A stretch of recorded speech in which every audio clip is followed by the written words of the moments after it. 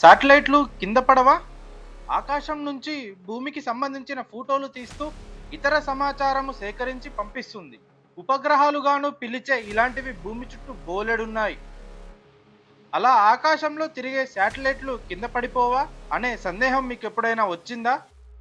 ఆకాశంలో ఏ ఆధారం లేకుండా శాటిలైట్లు ఎలా తిరుగుతాయో తెలుసుకుందాం.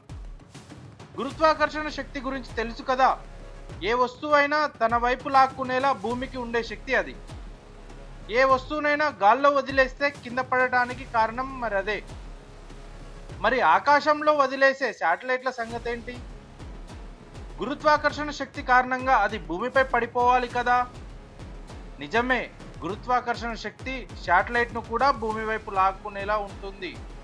అయితే గురుత్వాకర్షణ శక్తిని తన ప్రయాణ వేగాన్ని సమతుల్యం చేసుకుంటూ ఆ శక్తిని అధిగమించేందుకు అవసరమైన స్పీడుతో శాటిలైట్ తన కక్షలో తిరుగుతూ ఉంటుంది.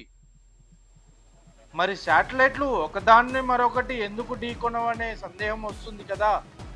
నిజానికి అలా జరిగే అవకాశం ఉంది. కానీ శాటిలైట్ను ప్రయోగించినప్పుడు ఒకదానికొకటి ఢీకొనకుండా నివారించేందుకు ఒక స్థిరమైన కక్షలో ఉంచుతారు. అందుకని ఢీకొట్టడం వంటి ఘటనలు చాలా అరుదే. ఉపగ్రహాలు తమ కక్షలో చాలా కాలమే ఉంటాయి. 50 ఏళ్లకు పైగా పనిచేసినవి కూడా ఉన్నాయి. చివరికి కాలం తీరిన శాటిలైట్ను జాగ్రత్తగా శ్మశాన వాటికగా వ్యవహరించారు.